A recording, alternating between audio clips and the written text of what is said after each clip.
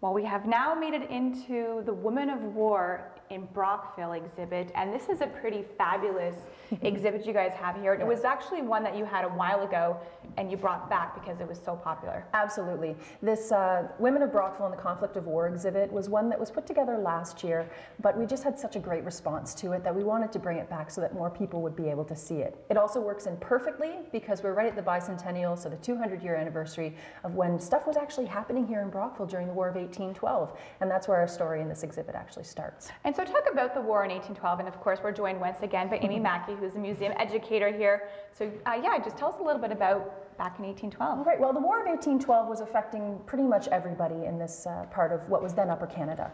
Now, well, we're right here along the St. Lawrence River, so when we look out our back windows, we can see the United States. But it also meant that the people who first settled here, many of them were Loyalists, which means basically they were American. So most of the folks who were here really weren't interested in fighting. They were still trading back and forth. There was really a big kind of black market, hush-hush sort of trading going back and forth across the river, just as it had forever. However, by the time we get to 1813, most people are starting to think about, well, what are we going to do to get more supplies? Because the American army certainly needed more supplies. So they started to raid places up and down the river. So Gananoque and Brockville itself was raided in February of 1813, and that's where this story starts.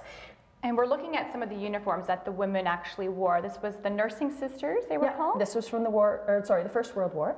And this is what they would wear to war. Yes. Quite fabulous pieces if you think about what our uniforms look like now. Yeah, and then it kind of progresses along the way. We have Second World War, and then we have the Brockettes, is that what they're? The Brockettes, because they're from Brockville, of course. Brockettes. Yeah. And maybe tell us a little about their story and what they were all about. Well, the Brockettes, these were a fabulous group of ladies who were here from Brockville. They were sort of our version of the USO show. So they were going out and they were entertaining the troops. They actually were still considered officers in the army. They had uniforms and everything else. And they went out to Germany right after the war ended.